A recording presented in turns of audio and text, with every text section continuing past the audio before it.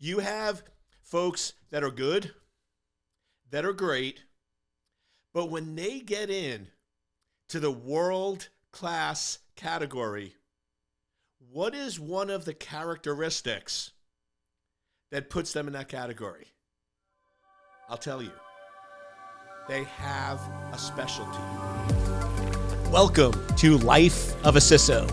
I'm Dr. Eric Cole, your host, and we'll be taking you on a journey each week on what it takes to be a CISO and what are solutions that you can implement today if you are currently a Chief Information Security Officer or if you want to be one in the future. This is Life of a CISO.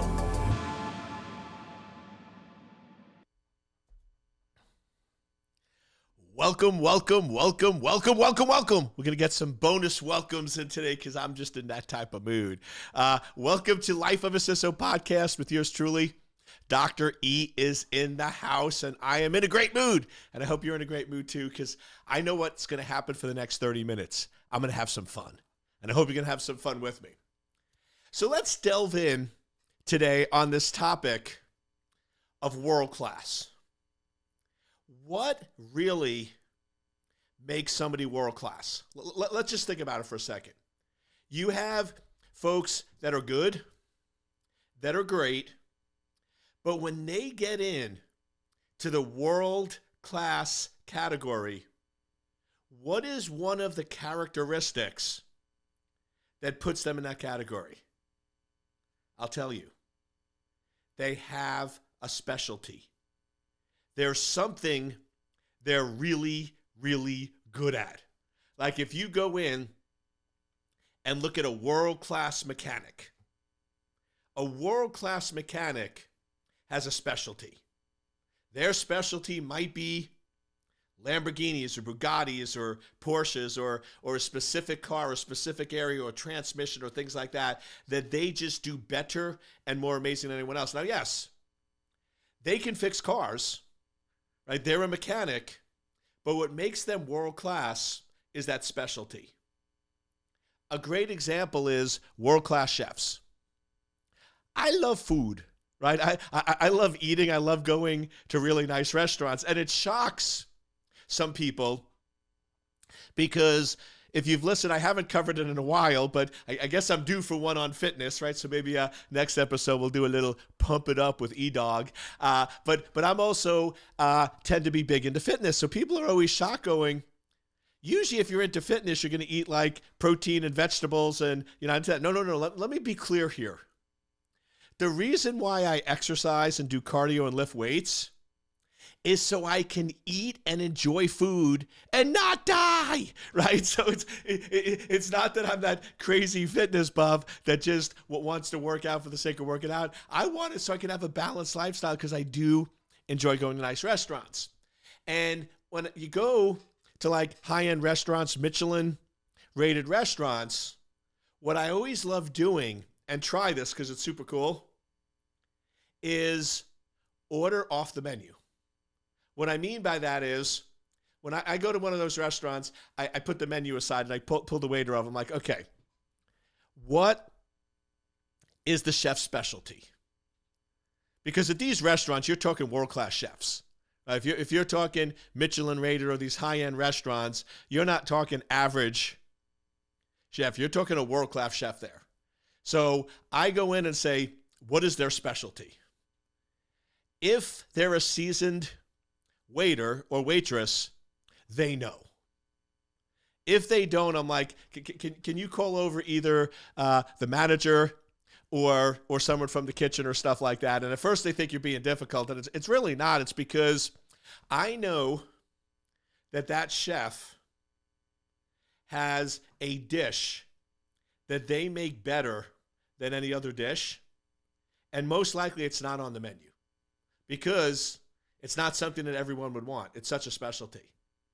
But I'll tell you, if you ask for it and order it, not only will it be the most amazing meal you've ever had, but you're going to get the chef so excited because they love doing that specialty dish. So here you have this world-class chef that has this specialty, and all they're doing each night is making things off the menu. Now, they still enjoy it, but it gets a little mundane. And then somebody comes in and says, can you make that special dish? Tell me that's not going to get them excited. And tell them they're not going to put a little extra love into it, right? So that's one of the things. Now, if they're super, super, super busy, doesn't always work. But that's one of the things I always like doing is figuring out, when I go to restaurants, what is the specialty of the chef? And that's the food I want. I want what they do better than anyone else. So where we're going here is, what is your specialty? Yes, you're a CISO. That's a broad category. Just like a chef and just like a mechanic. And as a chief information security officer, you need to be able to have the core foundational stuff pretty solid, right? World-class mechanics can fix cars. They have a specialty, but they can fix cars. World-class chefs can make basic meals. They have a specialty. So you need to make sure, as we're on our path to world-class, first, do you have the core foundational stuff in place? Can you brief executive boards and provide them knowledge in business terms? Can you go in and translate between technical and business? Can you create strategic plans? Can you put together our risk profiles we talked about? What is the risk, likelihood of occurring, cost if it occurs, and cost to fix it? If those are not there and solid, you need to work on them. You need to work on building those out, because world-class CISOs are CISOs. But what I want you to start thinking about is, what is your unique specialty? What are the things that you do a little better than everyone else, and you enjoy doing it?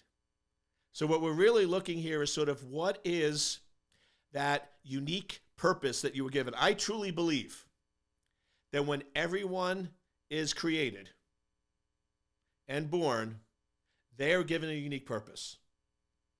I describe purpose as something you do better than anyone else that you enjoy and comes with relative ease.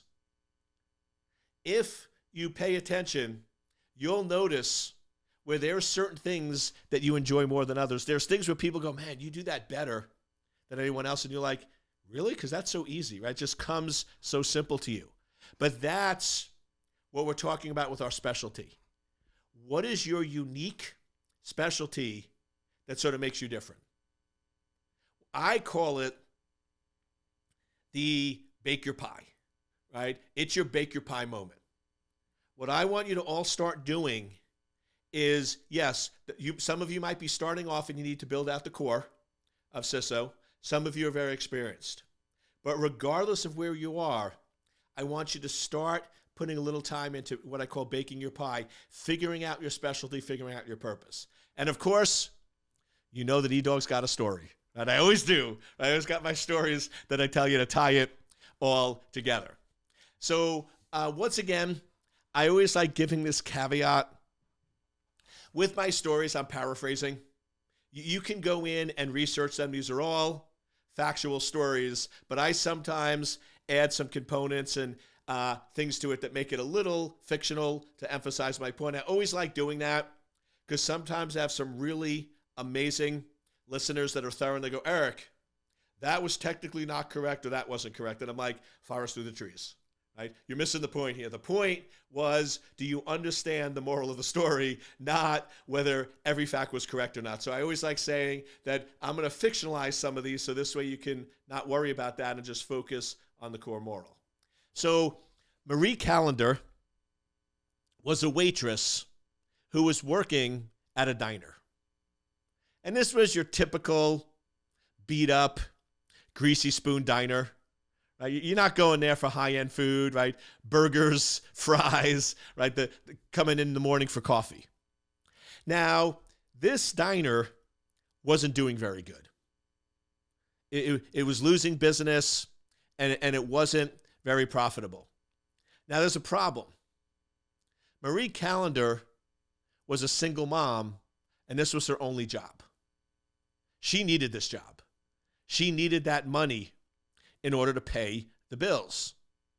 So Marie Callender one day went to the owner and said, listen, I know the diner's not doing good. My tips are a little down. I need to make a little more money. Are you okay if I bake one of my pies and come in tomorrow and sell the pie and sell slices? So when people come in for coffee, they can get eggs, they can get a slice of pie. Is that okay? And he was like, sure, fine, whatever you want to do. So she goes home that night and she bakes a pie. Now, I always like pausing. She was working double shifts. She had a lot of responsibilities. Trust me, last thing she probably wanted to do was go home that night and make a pie. It was extra work. It required her putting a little more energy and effort. She probably wanted to sit on the couch, put up her feet, watch TV. Following your purpose initially isn't always easy. It does require hard work, but it pays off in the end. And I just want you to think about, as I continue the story, what if she decided not to bake that first pie? What if she went home that night and said, I'm too tired? What if she never baked that first pie? This story would have a completely different ending. It all started because she baked one pie. That's why I call this the bake your pie moment. It's not going to be easy. You're going to be tired, but start doing it. Bake the first pie. So she bakes the pie. I'll go back to the story. Bakes the pie. Goes in the next day. And by the end of the day, the pie is sold out. So she bakes another pie that night. Now, word's getting around, right, that this is a good pie. So by day 3, everyone's coming in and the pie is sold out like in the first hour. And people are actually asking for the pie. So much so that the owner's like, listen, Marie, go home and bake a few more pies. So then she starts baking 3 pies. And they all sell out. 5 pies. 7 pies. Then this is starting to get around the holiday season. People are now coming in and asking her, can we order pies for the holiday?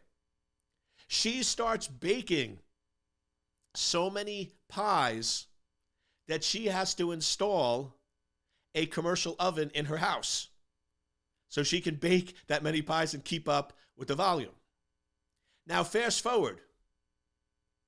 She starts baking so many pies, and they start selling so many pies, that the dude that owns the diner isn't selling burgers anymore. Basically, Marie buys him out, and the diner is now a pie store where all they're selling is pies. Now, if you're not familiar with Marie Callender, go to any grocery store this weekend, go to the frozen food section and go to dessert, and you will see multiple freezers filled with Marie Callender's products. Pies, desserts, other pastries and things like that. You pretty much can't go to a grocery store today without seeing Marie Callender. It all started with her baking one pie. And she turned it in to an international, I think it's international, or maybe national brand and product. And I know at the time when she finally sold the franchise, we're talking hundreds of millions here. Hundreds of millions from somebody who was barely making ends meet and decided one evening to follow her purpose, follow her specialty, which was making pies, and bake that first pie. Pretty crazy, amazing story. But here's the real moral. What is your pie? What is your specialty? What are the things that you do better than everyone else? And you need to work on developing that. You need to work on building out that specialty, because that's where everything changes. That's where you become the category king. If you're doing the same thing as everyone else, you'll be put in that broad CISO category, with hundreds of other people. Where you want to get to in your career, and some of you might be getting close, but where you want to get to in your career, is when people think about a certain area, they go, you need Eric. You need Mary. You need John. That's who is the best in the best.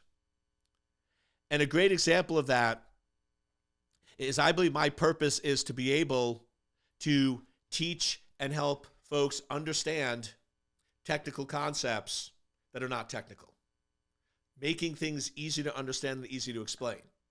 And what's nice is I'm getting known in those areas. So expert witness, that's an area where basically you're hired as an expert in high profile cases, and you have to explain very, very technical material to a non-technical judge and jury.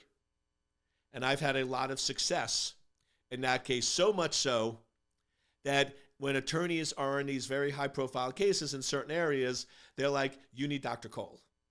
You need to go to Dr. Cole. That's what you want to get to, where you have that known specialty. Now, you might say, okay, Eric, that excites me. That sounds great, but where do I start? Where you start is by trying a lot of different things. Start building out your core areas of expertise and start seeing which ones you tend to enjoy a little more. Which ones do you tend to do a little easier than others? Which ones are you sort of pulling ahead of the curve on than other folks out there in terms of doing it a little better and a little easier? So here's the core areas. And the good part about it is building out these core areas is needed to be a top-notch CISO. Then, once you're that top-notch CISO, one of those areas becomes your specialty, and that's when you become world-class. That's when you flip into that. So first, you must be a thought leader. You must share information with others. You must be willing to present. And I remember giving a Q&A session where somebody says, Eric, because I talk a lot and I'll cover it here again, you need to be on stages, you need to give keynotes, you need to write articles, you basically need to share your message with the world, and you need to help people with thought leadership. And somebody said, do you really need to do that to be a CISO? And I said, no. To be a CISO, you don't need those skills. And then I said, but wait. If you want to be world-class CISO, then you do. Now, here's where I want to be clear. Not everyone likes to be on stages. Not everyone likes to do videos. Not everyone likes to write. But the point is, you need to be able to do it. Now, it might not be your purpose. You just might not like it, but you need to be able to do it because it's going to be required on your journey. But the more important part is speaking on stage or doing a video or writing an article. That's not the specialty. It's what you continually write about. So the little secret here is, many of you have heard my 90-day challenge, where for 90 days, I want you to produce 2 videos a day, 3 to 5 minutes. If you haven't heard the challenge, I'll explain it real quickly. Twice a day, in the morning and in the afternoon. You take out your phone. You don't need special studio like this or crazy mics or anything else. You don't need to buy anything. Everybody has a phone, right? So, because you have to listen to this, or an iPad or some device. So every day, for 3 to 5 minutes, you record a video and you post it. Now, a couple rules. First, 1 take. Whatever it is. If you make a mistake, if you misspeak, if you pick your nose, I don't care. You don't redo it. Because doing a 3 to 5 minute twice a day is doable. But if you have to re-record it 10 or 12 times, and that 5 minutes turns into 2 hours, and now it's 4 hours a day because you're doing it twice, it's not going to be scalable. So one take wonder. You just do one take, whatever it is, it is. Second, in the beginning, you don't watch your videos because we are our worst critics. We are the worst critics out there, and we're never going to like them. So just do that. And you do that for 90 days. Now, there's many reasons for doing it to get better at it, get your message out, to get thought leadership. But here's the part that I haven't talked about a lot. If you do this for 90 days, you have 180 videos. What I want you to start looking at is, what are the themes? What are the themes that you're continually going back to? What are the messages that you like? If you're watching Life of a CISO, you'll notice over the, I think we're at 112 episodes, we sort of have evolved where I'm sort of now in a rhythm of the last 20 or 30, where I sort of tie in the motivational with the CISO, with the career, with the world class, right? That's sort of my sweet spot. That's my specialty, where I'm merging those pieces together. And it took 100 videos to get there, right? But I finally found what it is. That's what you're looking for. Because if you're doing 180 videos, there are going to be themes that emerge. There's going to be topics that you enjoy more than others. Here's the other thing. Other people are really good at sensing when you're in your zone, when you have your mojo. So what tends to happen is the videos that are aligned with your specialty, you're going to get more engagement. You're going to get more comments. You're going to get more watches. The ones that feel a little forced, like, because there's going to be days, if you're doing 2 videos a day, there's going to be some days where it's 4:30 and you just had one of those days, you have 100 more things to do, and you're like, Eric, I want to punch you for making me do these video things, right? And you're not going to want to do it, but you're going to be like, I'm 15 days in, I'm not quitting, right? I will not quit. And you're just going to pull out that phone and you'll be, right? And it's not going to be one of your better ones, right? It's a little forced, definitely not in your mojo. You're not going to get a lot of watches or engagement. It's okay. That's the reason why you're doing it. It's building a habit. It's proving to yourself you can do it. And most importantly, it's helping you find that specialty. So if you haven't done the 90-day challenge, then you need to. And if you have, go back and watch the videos. Look for the themes. Look for things that are emerging.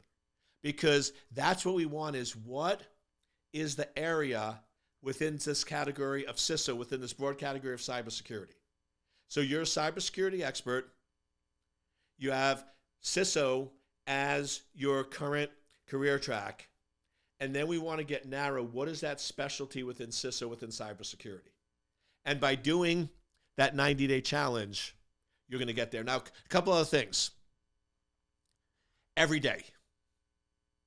But Eric, what every day? But what every day? I don't care if it's holidays. I don't care if it's weekends. I don't care if it's your birthday. You can do this. And I'll tell you right now, if you actually come back and tell me, Eric, you don't understand how busy I am. I just don't have the time to commit to 2 3 to 5 minute videos a day. You're lying to yourself. I mean, nobody is that busy that you can't find 10 minutes.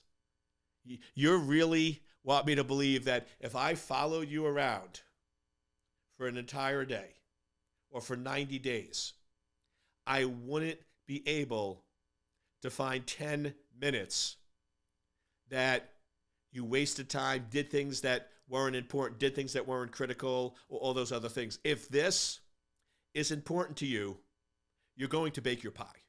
That's what this is.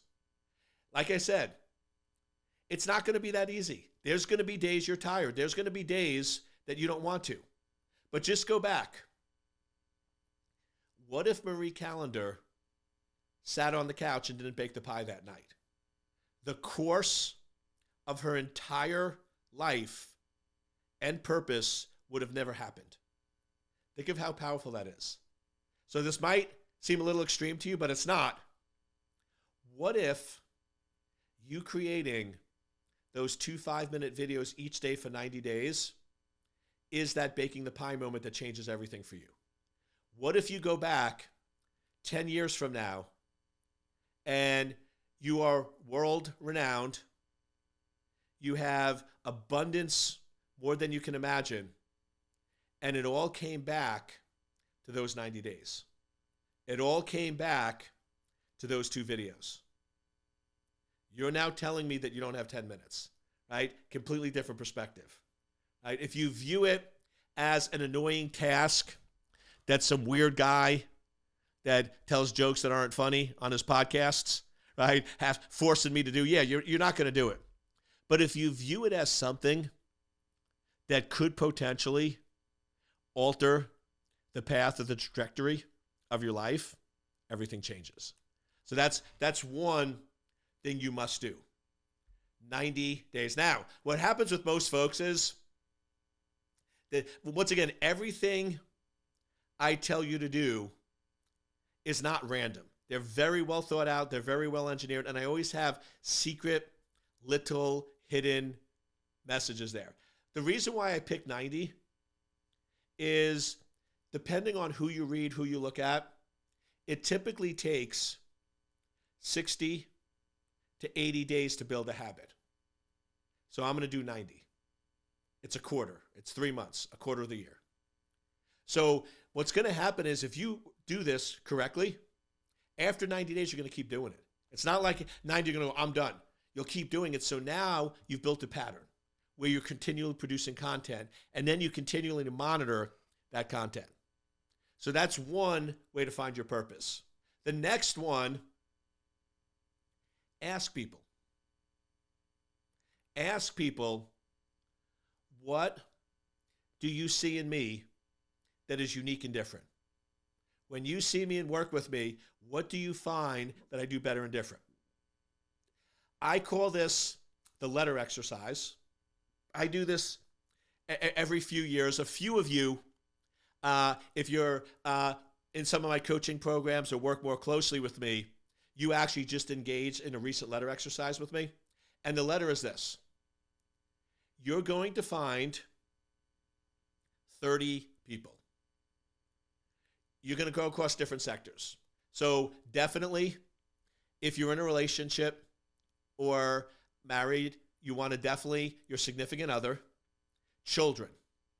You definitely want to involve your kids, unless they're 1, then you probably shouldn't. Siblings, parents, if they're still alive, aunts and uncles. Then you want to move to friends, colleagues. Then you want to move in business to people that report to you, people that you report to, people that you pay money, and people that pay you money. So clients, customers. So that should give you about 30 people. And you reach out to them and you basically say, listen, we've worked together in some capacity, and I would like to know from you, what do you see as my purpose? When you see me, what do you think of that I do different or better than others? Or what do you see as my unique superpower? And say, this should be whatever comes to mind. It could be a sentence, it could be bullets, it could be 3 sentences, but I'm just looking for a very quick reply. Whatever comes to mind, if you'd be willing to spend 5 minutes just providing me that feedback, it would be very, very helpful to me. Now, it sounds a little weird because it's not something that people normally do, but I will tell you, you'll get a much bigger response than you realize. When I did my letter exercise, I thought that I was going to get a 50% response. So I sent it out to 60 people. I got 50 responses. Most people responded back. I was surprised. My nieces and nephews, that like I can't get them to reply to a text message, they all participated. They were like, listen, you've helped me and made a difference in my life, and I want to help you. Now, something very important with this letter exercise. It's positive feedback. You're not looking for anything negative. You don't want to say, tell me what I could do better. No. Or tell me where my faults are. Or tell me where. No. This is all about where you shine. This is all about finding your unique superpower and positive aspects. And the other reason why people participate is not only because you've made a difference in people's lives and they want to help you, but people much more enjoy positive feedback than negative. I will tell you right now, if I went to those 60 people and I said, tell me what I do wrong, tell me my faults, tell me the things that I do that piss you off, some of them might, and you probably get longer responses because I know with me there'll be a long list of that. But the point is, many people don't feel that comfortable. But going in and saying, tell me the positive, tell me the good, people like that. They want to share that. So those are two things that focus on. Do that 90-day video challenge, see what the themes are, do the letter exercise, and then you'll start getting the data to start seeing what your purpose is. Start seeing what that specialty is. And then once that emerges, you can start to develop and build it out. Because remember, to become world class, you have to have a specialty.